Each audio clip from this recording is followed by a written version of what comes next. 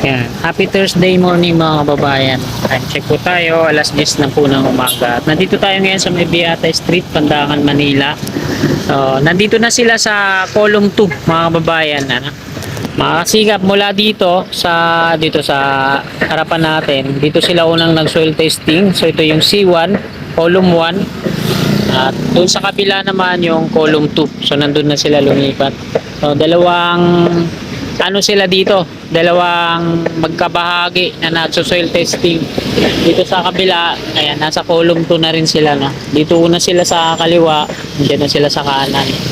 So, ayan yung sasalo na una dito sa kabila. Ayan, mayroon ng mga tinanggalan na ng round concrete form dun sa kabila. Tapos nilalagyan na ng forma yung pier head dito. So, ngayong umagang ito mga kasigap, update tayo ulit dito sa Section 2A ng Skyway Stage 3. Sinimulan ko to, walang naniniwala sa paligid ko. Ano? Patungo tayo dito sa may flyover.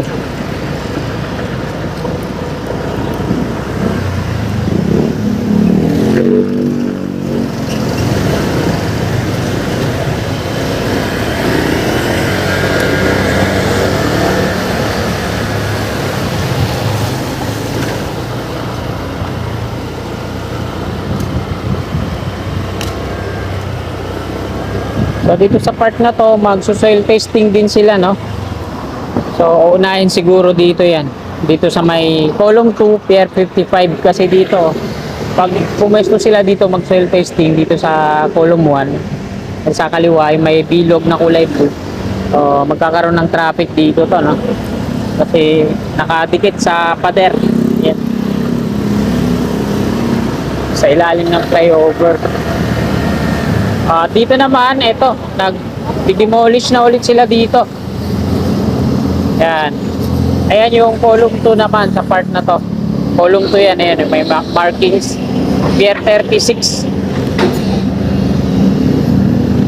Yan, dito din may mga markings. 46 meters papasok.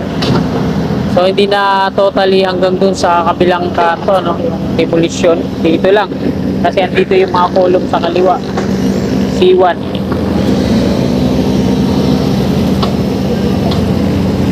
Ang daming abanger sa bakal, oh.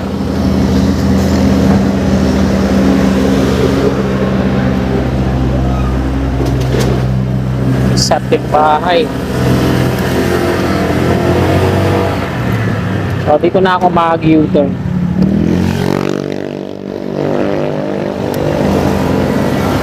Tungo tayo sa may Quirino Interchange.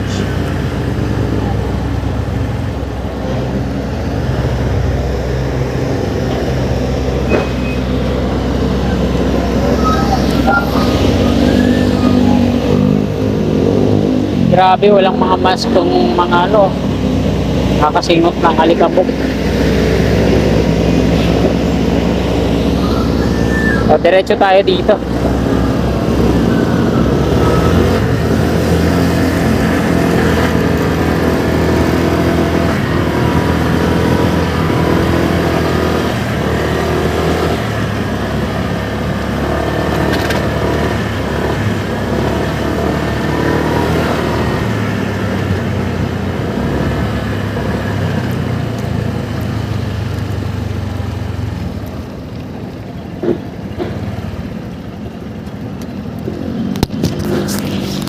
Yan, dito tayo ngayon sa may flyover.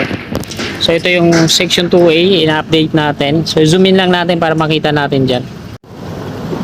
So ito na ngayon mga kasikap, araw po ngayon ng Huwebes, ika-12 ng Pebrero taong 2025. So nandyan sila, mag-install na ng forma dito sa pier head.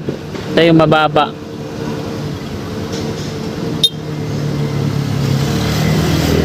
Tapos yung mataas naman dun sa kabila, no, tinanggalan na nila ng mga round concrete form. Ayan, nakabalot pa ng gunny bag, overlap. So ito yung ginamit nila, mobile crane, sa pagtanggal ng mga round concrete form lifting. So dito naman tuloy-tuloy pa rin yung kanilang ginagawang pag-install ng mga scaffolding at platform para sa pierhead dun sa southbound. Tapos dito naman sa kabila, ayan, pinormahan na. May forma na yung beam sa taas. Double decker po yan, ano. Tapos doon naman sa kabila, ayan, ilalagyan na ng mga steel beam para sa platform na gagawin. Meron din mobile crane na nagli-lifting dyan sa mga steel beam na kakailanganin, ano. So yung mababa, ihuli na siguro nandoon. So dito i-connect yan. Ayan, southbound sa taas, northbound sa baba. Dako na tayo sa may Quirino Avenue at doon tayo mag-end ng ating video.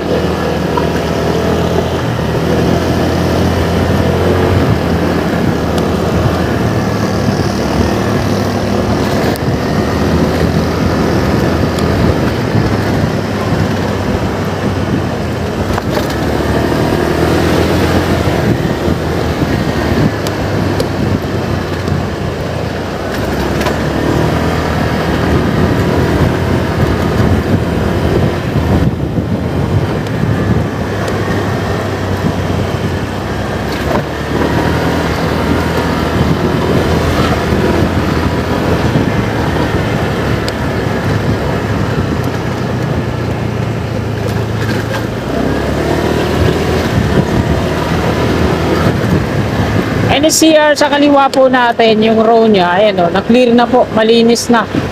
Wala na dyan yung mga manok. Ginawang farm po kasi yan dyan. Wala na yung mga manok. Manok na pula. Ay, ganun.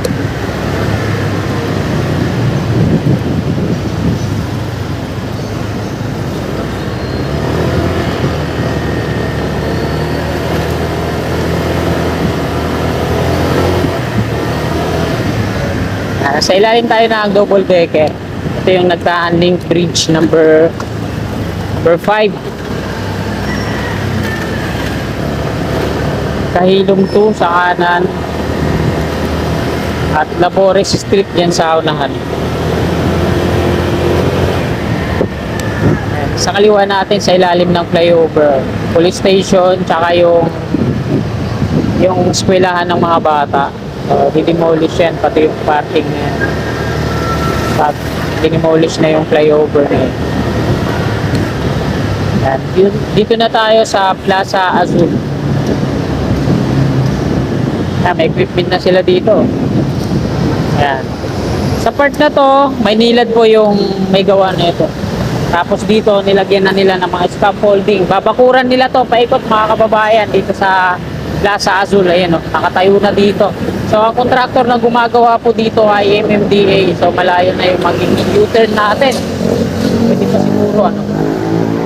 Pwede pa, habang hindi pa nababakuran, dito tayo mag-U-turn. Mapapalayo tayo, ano.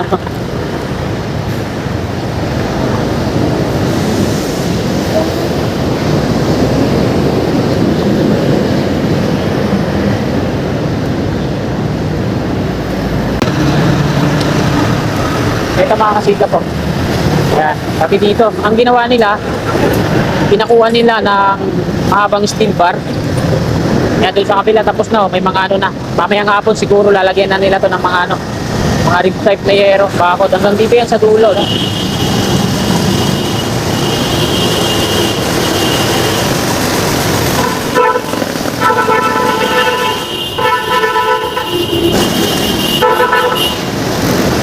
Yari. Ito pala yung nakakapag-traffic.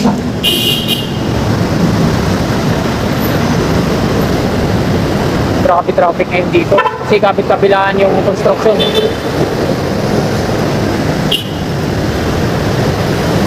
Kapit-kabila po yung ginagawa dito sa Quirino Avenue. Kaya ganito ka-traffic dito.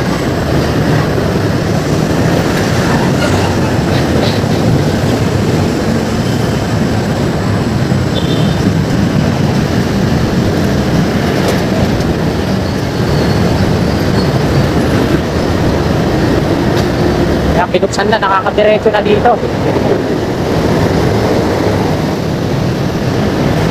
Pwede nang tumiretso.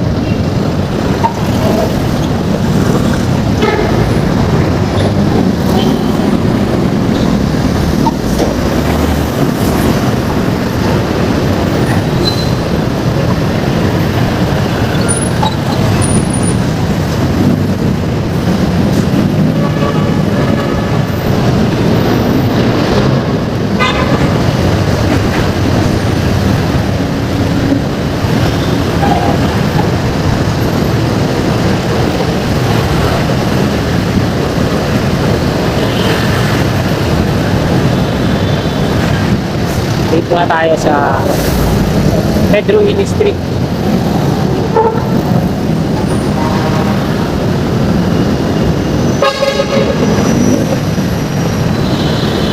Malapit na buksan tong off-ramp dito mga kababayan.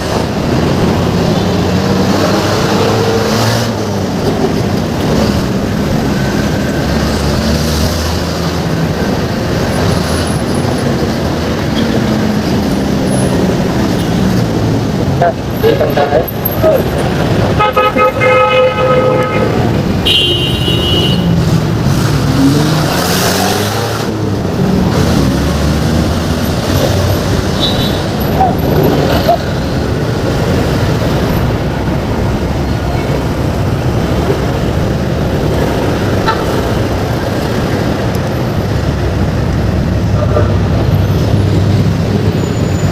Kanino interchange. So, tapos na yung on-ramp doon patungong south. Pag dito na lang sa kaliwa natin makakita yung on-ramp patungong Ross Boulevard, di pa tapos na.